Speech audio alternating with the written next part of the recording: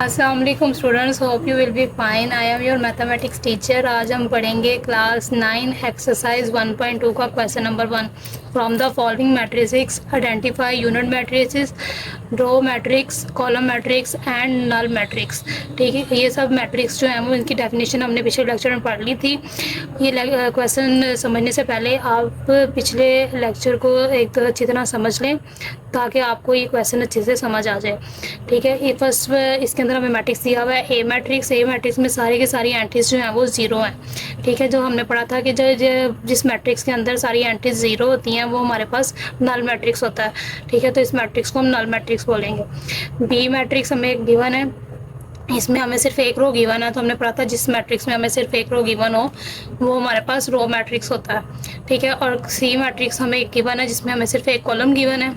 ठीक है, तो जब हमारे पास एक कॉलम गिवन होगा तो वो हमारा कॉलम मैट्रिक्स होगा। ठीक है, डी मैट्रिक्स के अंदर हमारे पास जो डायगोनल एंट्रीज हैं वो 1 है और बाकी सारी एंट्रीज जो ऑफ एंट्रीज हैं वो 0 हैं। तो जो डायगोनल एंट्रीज है वो हमारे पास 1 होती हैं, तो इसको हम यूनिट मैट्रिक्स बोलते हैं। ठीक है, ई के अंदर हमारे पास जो एंट्री है वो 0 है। ठीक है, तो ये हमारा नल मैट्रिक्स है।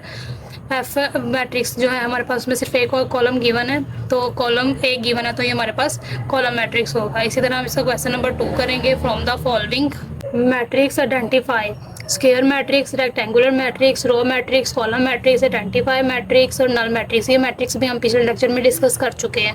ठीक है, तो अब हम इनके क्वेश्चन सोल्व करेंगे। फर्स्ट जो क्वेश्चन है उसके अंदर हमें जो मैट्रिक्स गिवन है इसमें हमारे पास रोज़ और कॉलम्स इक्वल नहीं है। 2 रोज़ हैं और 3 कॉलम्स हैं। जो हमारे पास जब जिस मैट्रिक्स में रोज़ और कॉलम्स इक्वल नहीं होते उस मैट्रिक्स को हम रेक्टेंगुलर मैट्रिक्स कहते हैं। ठीक है, और जी ये हमारे पास क्वेश्चन नंबर 2 है जिसके अंदर हमारे पास एक कॉलम गिवन है, तो ये हमारा कॉलम मैट्रिक्स है। ठीक है, इसमें भी हमारे पास 3 रोज और 1 कॉलम है। रोज और कॉलम्स इक्वल नहीं है तो ये हमारे पास एक रेक्टेंगुलर मैट्रिक्स भी होगा। ठीक है, क्वेश्चन नंबर 3 के अंदर हमारे पास रोज और कॉलम्स इक्वल हैं, 2 रोज और 2 कॉलम्स हैं, तो ये हमारा स्क्वायर मैट्रिक्स होता है। ठीक है, क्वेश्चन नंबर 4 के अंदर हमें डायगोनल एंट्रीज 1 1 गिवन है। ठीक है, और ऑफ एंट्रीज हमारे पास 0 है, तो ये हमारा आइडेंटिटी मैट्रिक्स है, यूनिट मैट्रिक्स होगा। और क्योंकि रोज और कॉलम्स आपस में इक्वल हैं, 2 रोज और 2 कॉलम्स हैं, तो इसलिए ये स्क्वायर मैट्रिक्स भी होगा। ठीक है, इस क्वेश्चन नंबर 5 में हमारे पास जो मैट्रिक्स गिवन है इसके अंदर हमारे पास 3 रोज और 2 कॉलम्स हैं। रोज और कॉलम्स इक्वल नहीं है इसलिए ये एक रेक्टेंगुलर मैट्रिक्स है। क्वेश्चन नंबर 6 में हमारे पास सिर्फ एक रो गिवन है। ठीक है, तो ये हमारे पास ये रो मैट्रिक्स है और क्योंकि ये रेक्टेंगुलर मैट्रिक्स भी होगा क्योंकि इसमें 1 रो और 3 कॉलम्स हैं, रो और कॉलम्स इक्वल नहीं है, तो इसलिए इसको हम रेक्टेंगुलर मैट्रिक्स भी कह सकते हैं। इसी तरह क्वेश्चन नंबर 7 है जिसके अंदर हमारे पास सिर्फ एक कॉलम गिवन है। ठीक है, तो हम इसको कॉलम मैट्रिक्स बोलेंगे और इसके अलावा हम इसको रेक्टेंगुलर मैट्रिक्स भी उसी तरीके से कह सकते हैं। उसके बाद क्वेश्चन नंबर 8 है जिसके अंदर हमारे पास 3 रोज और 3 कॉलम्स इक्वल हैं, मतलब रोज और कॉलम्स इक्वल हैं, इसका ऑर्डर सेम है, तो इसको हम स्क्वायर मैट्रिक्स कहेंगे।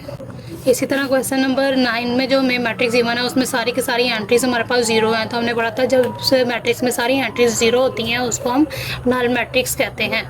अगर आपको ये वीडियो पसंद आई है तो आप इस चैनल को सब्सक्राइब करें।